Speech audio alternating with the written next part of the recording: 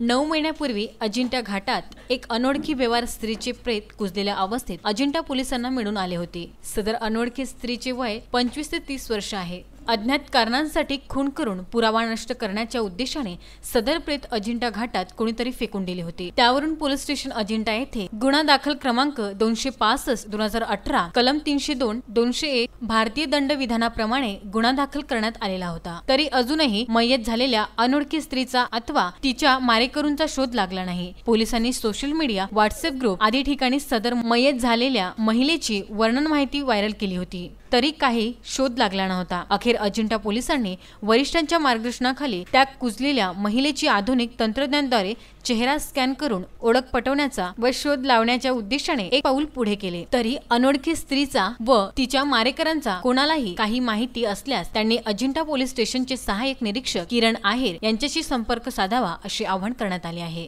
Vice news करता पिंपळदरी येथून गणेश कोलती यांचा वृत्तांत।